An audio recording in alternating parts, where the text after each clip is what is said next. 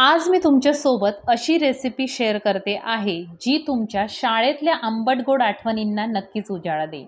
होय, तर आपण शाळेमध्ये लहानपणी जेव्हा चिंचेच्या गोळ्या किंवा छोट्या-छोट्या ज्या गोळ्या मिळायच्या त्या खायचो आणि त्याची जी चव आहे ती आजही मला आठवते आणि त्याच आठवणींना उजाळा देण्यासाठी आज मी तयार करते आहे 2 प्रकारच्या गोळ्या. त्यामध्ये आता हे जे प्रकार आहेत ते मुखवासमध्ये मोडतात, परंतु तरीही ती आठवण कायम आहे आणि ती टेस्ट तर अजून जिभेवर आहे. तर कोणी-कोणी या गोळ्या खाल्लेल्या आहेत शाळेत असताना आणि कोण-कोण याला मिस करतं आहे कमेंट करून नक्की सांगा. तर चला रेसिपीला सुरुवात करूया. तर सगळ्यात आधी जिरे घ्यायचे आहेत. साधारणतः 1/4 कप आपण इथे जिरे घेणार आहोत आणि आपल्याला याला ड्राय रोस्ट करून घ्यायचं आहे. मस्त त्याचा खमंग वास येतो आणि गॅसची फ्लेम जी आहे ती फुल ठेवू नका. थोडीशी कमी राहू द्या आणि त्यानंतर जिरे भाजून घ्यायचे आहेत आणि भाजून झाल्यावर जिरे जेव्हा थंड होतात तेव्हा त्याची पावडर करायची आहे. आता जेवढे आपण जिरे म्हणजेच 1/4 कप जिऱ्याची पावडर झालेली आहे तर तेवढंच आपल्याला आमचूर पावडर घ्यायची आहे. पाऊण कप यामध्ये पिठी साखर, 1 टीस्पून काळं मीठ आणि 1 टीस्पून सेंधा मीठ जे येतं सेंधव मीठ ते आपल्याला इथे वापरायचं आहे आणि हे सगळं मिक्स करून घ्यायचं आहे छान. आता हे मिक्स झाल्यानंतर याला आपल्याला थोडंसं बाइंडिंगसाठी यामध्ये आपण लिंबाचा रस ॲड करणार आहोत. तर साधारणतः एक मीडियम साईजच्या लिंबाचा रस मी इथे घेतलेला आहे, काढून गाळून घ्यायचा आहे रस आणि थोडा-थोडा मिक्स करत जायचा आहे. कारण यामध्ये साखर असल्यामुळे ती जी साखर आहे ती मेल्ट व्हायला सुरुवात होते. त्यामुळे फार एकाच वेळेला ॲड करू नका. थोडा-थोडा जसे लागेल तसा ॲड करायचा आहे. एक कन्सिस्टन्सी अशी झाली पाहिजे, की त्याची गोळी तयार होईल. आता ही जी गोळी आहे पचनाला खूप चांगली असते. जेवण झाल्यानंतर आपण जसं हाजमोला कँडी खातो, तर तुम्ही ह्या गोळीचा वापर करू शकता त्याऐवजी. कारण टेस्टला पण खूप छान, थोडीशी आंबट, गोड आणि चटपटीत अशी ही गोळी आहे आणि तुम्ही या गोळ्यांची साईज जी आहे ती लहान-मोठी ठेवू शकता. आता मी मीडियम साईजच्या बनवलेल्या आहेत आणि आता आपण काय करणार आहोत, याला साखरेमध्ये एकदा कोट करून घेणार आहोत. ज्यामुळे थोड्या वेळाने काय होईल, की याला मॉइश्चर सुटतं म्हणजे पाणी सुटतं. कारण यामध्ये साखर आहे आणि त्यामुळे त्या ओलसर होऊ नयेत म्हणून असं साखरेमध्ये घोळवायच्या आहेत आणि घोळवून तुम्ही याला हवाबंद डब्यामध्ये ठेवू शकता. डब्यामध्ये ठेवताना एक काळजी घ्यायची आहे, की त्यामध्ये सुद्धा थोडीशी पिठी साखर घालून ठेवा. कारण थोड्या दिवसानंतर काय होतं, की यातली जी वरची पिठी साखर आहे ती थोडीशी कमी व्हायला लागते किंवा त्याला थोडंसं पाणी सुटायला लागतं आणि तेव्हासुद्धा त्या ड्राय राहाव्यात म्हणून ऑलरेडी त्यामध्ये आपल्याला काय करायची आहे, पिठी साखर घालून ठेवायची आहे. तर इथे आपल्या जिरा गोळी तयार आहेत. छान पचनासाठी तुम्ही याचा वापर करू शकता. आता मी इथे चिंचेची कँडी आपण म्हणू शकतो, जी आपल्याला मुखवासच्या दुकानामध्ये मिळते. तर तीच इथे मी करते आहे. हे आपल्याला शाळेच्या बाहेरसुद्धा बघायला मिळायचं किंवा खायला मिळायचं. तर आता चिंचेतली सगळी जी इम्प्युरिटी असते म्हणजे त्यातले रेषे, धागे आणि त्यातले काही साल किंवा चिंचोके आपल्याला काढून घ्यायचे आहेत. सीडलेस पूर्ण आपल्याला हवं आहे.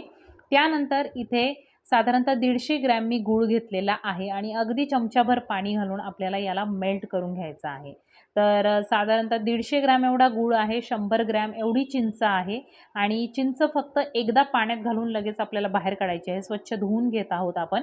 कारण याला बऱ्याच वेळा फोडतानाही कशी फोडली जाते आपल्याला माहीत नसते आणि त्यामुळे यामध्ये थोडीशी इम्प्युरिटी असते. तर ते आपल्याला छान स्वच्छ करायचं आहे आणि फार वेळ ठेवायचा नाहीये पाण्यात, लगेच बाहेर काढून घ्यायचं आहे आणि मिक्सरला बारीक वाटून घ्यायचं आहे. जेवढं वाटता येईल तेवढं वाटू शकता. थोडंसं लागलंच तर चमचाभर पाणी घाला. आता इथे गूळ तुम्ही बघू शकता छान मेल्ट झालेला आहे आणि आता आपण मेल्ट झाल्यानंतर यामध्ये घालणार आहोत जी आपण चिंच आहे ती मिक्सरमधून वाटून घेतलेली आहे ती यामध्ये ॲड करायची आहे आणि छान पुन्हा एकदा मिक्स करून घ्यायचं आहे. तर ही इतकी टेस्टी झाली होती म्हणजे तुम्हाला बघता-बघताच तोंडाला पाणी सुटेल आणि तुम्हाला शाळेची आठवण येईल. तर खूपच छान आणि टेस्टी होते. तुम्ही याच्या छोट्या-छोट्या गोळ्या करू शकता किंवा आपण लहानपणी जसे खायचो, की आईस्क्रीमची जी स्टिक यायची त्या स्टिकला सुद्धा लावलेल्या ह्या मिळायच्या. तर तुम्हाला जो प्रकार आवडतो तो तुम्ही करू शकता आणि इथे गूळ वापरलेला आहे त्यामुळे थोडंसं हे हेल्दी व्हर्जनमध्ये सुद्धा आहे. आता यामध्ये 1 टीस्पून मी जीरा पावडर घातलेली आहे. त्यानंतर आपल्याला यासोबत मी थोडंसं हिंग पण ॲड केलेलं आहे. अर्धा टीस्पून यामध्ये आपल्याला चाट मसाला ॲड करायचा आहे, ज्यामुळे खूप छान चटपटीत अशी टेस्ट लागते आणि त्यानंतर इथे मी अर्धा टीस्पून घेतलेली आहे लाल तिखट आणि थोडंसं अर्धाच टीस्पून आपल्याला यामध्ये मीठ घालायचं आहे आणि हे सगळं आपल्याला छान आता मिक्स करून घ्यायचं आहे. तर हे आपल्याला मिक्स करताना थोडंसं घट्ट होईल आणि पॅन सोडतो जेव्हा असं त्याचा एक गोळा बनून येतो, तोपर्यंत आपल्याला हे चांगलं शिजवून घ्यायचं आहे. तर इथे बघा आत्ता याची कन्सिस्टन्सी जी आहे ती थोडी पातळ आहे. हळू हे थोडंसं घट्ट होत जातं. लागलंच तर अगदी पाव चमचा तुम्ही यामध्ये तूप घालू शकता आणि आपल्याला थोडंसं छान घट्ट होईपर्यंत फार पण नाही करायचं कारण थंड झाल्यावर ते अजून घट्ट होणार आहे. पण ॲटलीस्ट पॅन सोडून ते थोडंसं असं एकत्र होईल इतपत आपल्याला ते चांगलं आटवून घ्यायचं आहे. तर आता बघा हे चांगलं मिक्स झालेलं आहे आणि थंड झाल्यानंतर हे पुन्हा थोडंसं घट्ट होईलच. त्यामुळे आता मी गॅस बंद करते आहे आणि इथे याच्या मी तयार करायला घेणार आहे आता गोळ्या. पूर्णपणे थंड झाल्यानंतरच आपल्याला काय करायचं आहे, तुम्हाला जर कँडी बनवायची असेल तुम्ही कँडी बनवा. इमली कँडी तुम्ही त्याला म्हणू शकता किंवा जर तुम्हाला छोटे-छोटे बॉल्स जसे आपण जिरा गोळीचे बनवले तसे बॉल्स बनवून साखरेमध्ये घोळवून तुम्ही ठेवू शकता. तर डिपेंड करतं तुम्हाला कसं बनवायचं आहे त्यावर.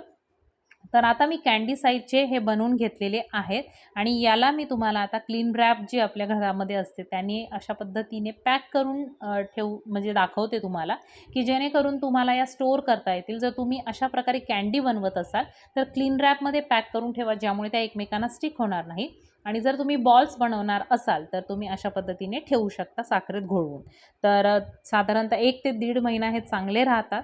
तर अशा प्रकारे मुखवासमधल्या 2 रेसिपी मी तुमच्यासोबत शेअर केल्या आहेत. आवडला व्हिडिओ तर लाईक, शेअर, सबस्क्राईब करायला विसरू नका. चॅनलवर नवीन असाल तर लगेच फॉलो करा. छान-छान रेसिपीज तुमच्यापर्यंत येत राहतील. भेटूयात एका नवीन व्हिडिओमध्ये एका नवीन रेसिपीसोबत.